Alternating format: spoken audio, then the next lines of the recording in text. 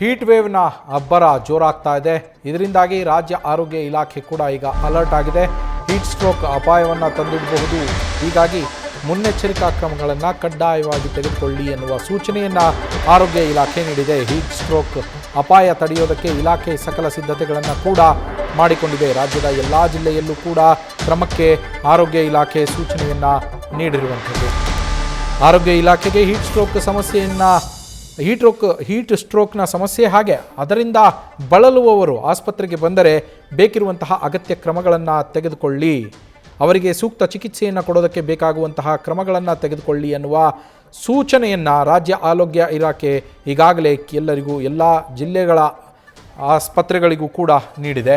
ನಮ್ಮ ಪ್ರತಿನಿಧಿ ಚಂದನ ಫೋನ್ ಸಂಪರ್ಕದಲ್ಲಿದ್ದಾರೆ. ಚಂದನ, ಯಾವ ರೀತಿಯ ಕ್ರಮಗಳನ್ನು ತೆಗೆದುಕೊಳ್ಳೋದಕ್ಕೆ ಆರೋಗ್ಯ ಇಲಾಖೆ ಸೂಚನೆಯನ್ನು ಕೊಟ್ಟಿದೆ, ಹಾಗೆ ಇದರ ಗುಣಲಕ್ಷಣಗಳೇನು ಚಂದನ?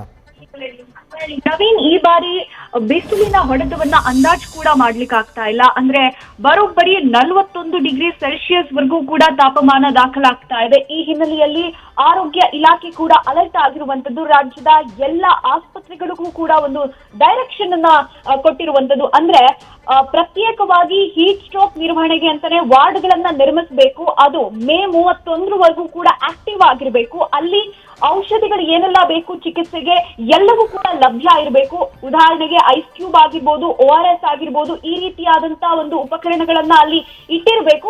ಮತ್ತೊಂದು ಕಡೆ ಅಲ್ಲಿ ಕೆಲಸ ಮಾಡುವಂತ ಸಿಬ್ಬಂದಿಗೆ ಹೀಟ್ ಸ್ಟ್ರೋಕ್ ಕಾರಣ ಹೇಳಿ ಬರುವಂತ ರೋಗಿಗಳಿಗೆ ಯಾವ ರೀತಿ ಟ್ರೀಟ್ಮೆಂಟ್ ಅನ್ನ ಕೊಡಬೇಕು, ಅವ್ರಿಗೂ ಕೂಡ ತರಬೇತಿಯನ್ನ ಕೊಟ್ಟಿರಬೇಕು ಅನ್ನುವಂತ ಸೂಚನೆಯನ್ನ ಕೊಡ್ತಾ ಇರುವಂತದ್ದು. ಇದು ಆಸ್ಪತ್ರೆಗಳಿಗೆ ಸೂಚನೆ ಕೊಟ್ರೆ ಮತ್ತೊಂದ್ ಕಡೆ ಸಾರ್ವಜನಿಕರಿಗೂ ಕೂಡ ಸಲಹೆಯನ್ನ ಕೊಡ್ತಾ ಇದೆ. ಈ ಹೊತ್ತಲ್ಲಿ ಬೇಸಿಗೆ ಇರೋದ್ರಿಂದ ಸಿಕ್ಕಾಪಟ್ಟೆ ಬಿಸಿಲು ದಾಖಲಾಗ್ತಾ ಇದೆ ಈ ವರ್ಷ. ಹೀಗಾಗಿ ಹೆಚ್ಚೆಚ್ಚು ನೀರನ್ನ ಕುಡಿರಿ, ತೆಳುವಾದ ಬಟ್ಟೆಯನ್ನ ಧರಿಸಿ ಸೇರಿದಂತೆ ಅನೇಕ ಸಲಹೆಗಳನ್ನ ಆರೋಗ್ಯ ಇಲಾಖೆ ಕೊಟ್ಟಿರುವಂತದ್ದು. ಒಟ್ಟಾರೆ ಈ ಬಾರಿಯ ಬಿಸಿಲನ್ನ ಎದುರಿಸೋಕೆ ಆರೋಗ್ಯ ಇಲಾಖೆ ಅಲರ್ಟ್ ಆಗಿ ಕೆಲಸವನ್ನ ಮಾಡ್ತಾ ಇದೆ. Naveen, thank you Chandana ಡೀಟೇಲ್ಸ್ಗೆ.